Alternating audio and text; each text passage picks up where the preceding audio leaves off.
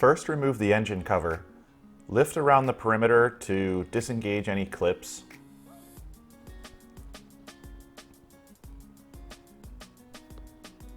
And on this Chevy Impala engine, twist the oil filler neck counterclockwise to disengage it from the engine.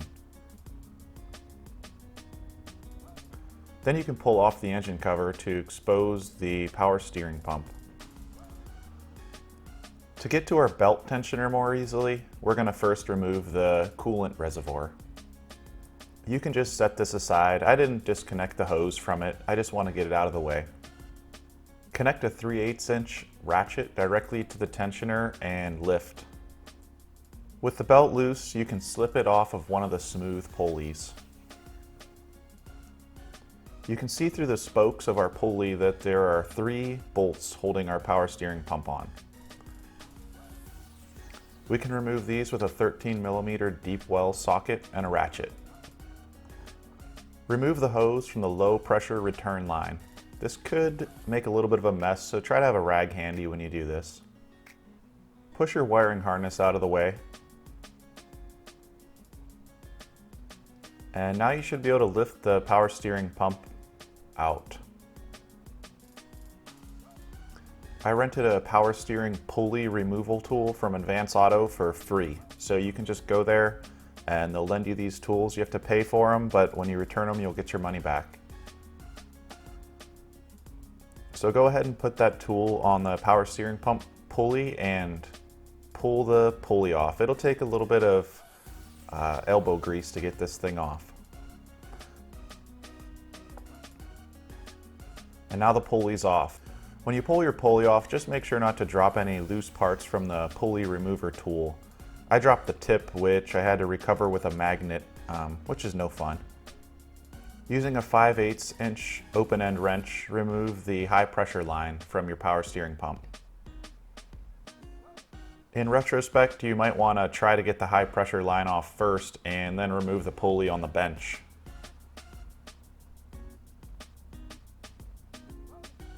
Now you can fully remove the old power steering pump from the car. Now we'll just repeat all the steps that we did to take it off, but in reverse. So we'll start by putting the high pressure line on the new power steering pump. Using our pulley remover tool, we can install the new pulley. And again, this is going to take some elbow grease. At some point, it's going to be very hard to hold your pulley from spinning. So what I did was I stuck a piece of furring strip between the spokes just to stop it from spinning so easily when I'm really cranking down on that pulley tool. Remove the pulley tool and just make sure the front face of the pulley is flush with the shaft. That's how you'll know that it's installed all the way in. Now you can wiggle your power steering pump back into place and reinstall the 13mm bolts.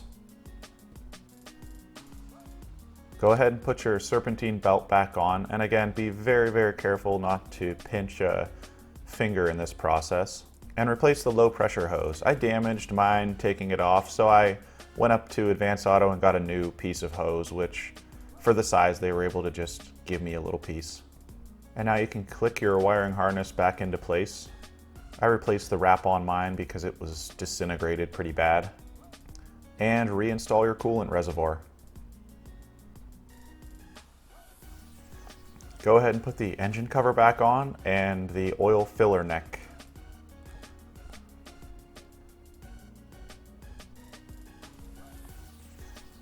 And now you can fill your new power steering pump with power steering fluid.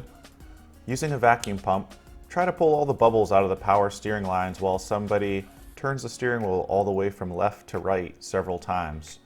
You're going to want to jack the car up to do this because it's just incredibly hard to turn without jacking up and kind of hard on the system. Check your power steering fluid one more time and put the cap back on. Now you can start your car. If you hear any whining, you know you probably didn't get all the air out of the system, so shut the car off and try again. That's really all there is to replacing a power steering pump. This was done on a Chevy Impala, but the process is going to be very similar on almost any car that you do. Hope this helps a lot. If you like these kinds of videos, make sure to click subscribe and click the bell to be notified for more. Thanks for watching.